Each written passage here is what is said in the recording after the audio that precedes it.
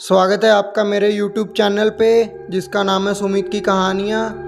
और दोस्तों मैं आपके लिए एक न्यू हिंदी हॉरर स्टोरी लेके आया हूँ जिसका नाम है सरकटा भूत। और मैं देख रहा हूँ कि आप लोग मेरे चैनल को सपोर्ट नहीं दे रहे हो दोस्तों। मैं मेहनत कर रहा हूँ तो आप लोग थोड़ा सपोर्ट दिखाइए तो मैं आपके लिए और अच्छी वीडियोज़ लेके आऊँगा स्टोरीज़। और दोस्तों मैं माफ़ी चाहता हूँ कि इतने दिन मैं स्टोरी नहीं डाल पाया क्योंकि मेरे घर पे थोड़ी प्रॉब्लम चल रही थी उस वजह से।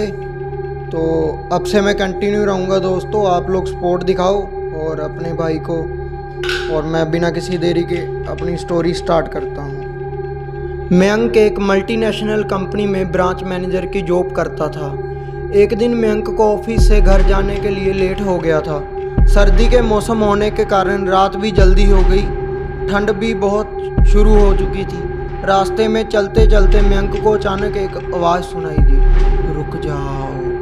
मयंक वहीं पर ही रुक गया और पीछे मुड़ के देखा, लेकिन पीछे कोई भी नहीं था। फिर से वही आवाज़ सुनाई दी, सामने देखो। मयंक वहीं पर ही रुक गया और पीछे मुड़ के देखा, लेकिन पीछे कोई भी नहीं था। जैसे ही मयंक ने सामने देखा तो उसे ज़मीन पर कुछ चमकती हुई चीज़ दिखाई दी। मयंक दौड़ के उस चीज़ के पास गया और देखा तो यह कोई साधारण चीज़ नहीं थी बल्कि एक चमकता हुआ हीरा था। उसने वह हीरा अपने हाथ में लिया। उसकी चमक देखकर मयंक की खुशी का कोई ठिकाना नहीं रहा। लेकिन मयंक को कहाँ पता था यह कोई साधारण नहीं बल्कि एक मायावी हीरा है। अचानक उस हीरे में से आवाज़ आई, अगर तुम्हें और हीरे चाहिए तो इस ज़मीन को खोदो, इस ज़मीन के नीचे बहुत सारे हीरे हैं। मयंक खुश हो गया।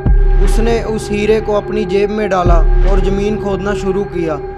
करीबन 2 फीट खोद काम करने के बाद मयंक अचानक डर के मारे चिल्लाने लगा। इसके कारण उसका संतुलन खो गया और ज़मीन पर गिर पड़ा, क्योंकि उस गड्ढे में से हीरे मोती नहीं बल्कि किसी इंसान का कटा हुआ सर मिला। अचानक वह सर हवा में उड़ने लगा और बोला, डरो मत, मैं तुम्हें कोई हानि नहीं पहुंचाऊंगा। मैं तुम्हें बहुत सारे हीरे जवाहरात भी दूंगा, बस मेरी बात ध्यान से सुनो। मैं जहाँ जाता हूँ वहाँ मेरे पीछे आओ। फिर वह सिर हवा में उड़ा और जंगल की ओर बढ़ने लगा। करीबन 1 किलोमीटर चलने के बाद वह सिर रुक गया। मयंक भी रुक गया। फिर उस सिर ने मयंक से कहा, इस ज़मीन के भीतर बहुत सारे हीरे मोती जवाहरात छुपे हुए हैं। इस ज़मीन पे खोद काम शुरू करो। मयंक खुश हो गया और उस ज़मीन को खोदना शुरू कर दिया। खोदते खोदते उस ज़मीन के नीचे हीरे मोती तो नहीं मिले बल्कि उस सिर का कटा हुआ धड़ मिला। उस सिर ने कहा, अब तुम्हें एक आखिरी काम करना है, उसके बाद मैं तुम्हें माला माल कर दूंगा। तुम्हें कहीं से भी 1 लोटा खून लाना होगा। मयंक ने बोला, 1 लोटा खून? पर मैं 1 लोटा खून कहाँ से ले आऊँगा? उस सर ने कहा, चलो मेरे साथ। वो डरावना चेहरा मयंक को साथ लेकर थोड़ी दूर पे गया। वहाँ उसे एक इंसान को जाते हुए देखा। वो सिर बोला, इस इंसान को मार के उसका खून ले आओ। मयंक डर गया और बोला, नहीं, यह मुझसे नहीं होगा, मैं यह नहीं कर सकता। अगर तुमने यह काम नहीं किया तो मैं तुम्हें बहुत बड़ी मुसीबत में डाल दूंगा, फिर तुम्हारी पूरी ज़िंदगी नरक बन जाएगी।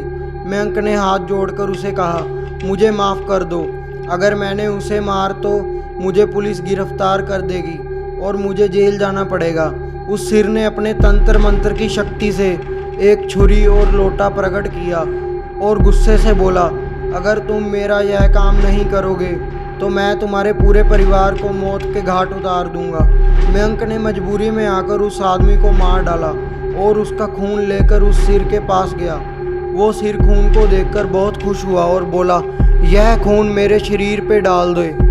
उस सिर के कहने पर मयंक ने खून को उसके शरीर पे डाल दिया। फिर कुछ ही देर में वो कटा हुआ सर उस शरीर पे जुड़ गया। यह सब देखकर मयंक की हालत अब खराब होने लगी। वो उस भूत को देखकर काफ़ी डर गया। जैसे ही वो भूत जिंदा हुआ तो ज़ोर ज़ोर से हंसने लगा और डरावनी आवाज़ में बोला, तुमने बहुत बड़ी गलती कर दी कि तुम्हें मुझे फिर से जिंदा कर दिया। अब मैं सिर्फ तुम्हें ही नहीं बल्कि इस पूरे शहर को मौत के घाट उतार दूंगा। डर के मारे मयंक के मुंह से आवाज़ भी नहीं निकल रही थी। वो अपने जान बचाने के लिए वहां से दौड़ा, लेकिन उस भूत ने छलांग लगाकर मयंक को ज़मीन पे गिरा दिया और बोला, मुझे बहुत भूख लगी है, अब मैं तुम्हारा मांस खाऊंगा।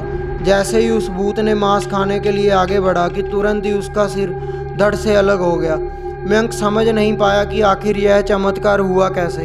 जब मयंक ने पीछे मुड़कर देखा तो एक अघोरी बाबा खड़े थे।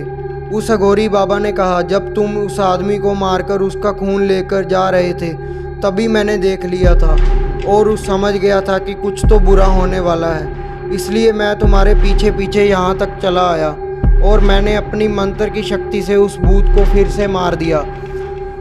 अब तुम निश्चिंत होकर अपने घर जाओ, अब तुम पर कोई खतरा नहीं है। आज भी मयंक उस बात को याद करता है तो उसकी रूह तक कांपने लगती है। दोस्तों, आपको ये कहानी कैसी लगी प्लीज़ मुझे कमेंट करके ज़रूर बताएं। और दोस्तों, आप मेरी स्टोरी को ज़्यादा से ज़्यादा शेयर करें। आपके छोटे भाई को आपकी बहुत ज़्यादा सपोर्ट है। और दोस्तों, आप लोग मेरे चैनल को ज़्यादा से ज़्यादा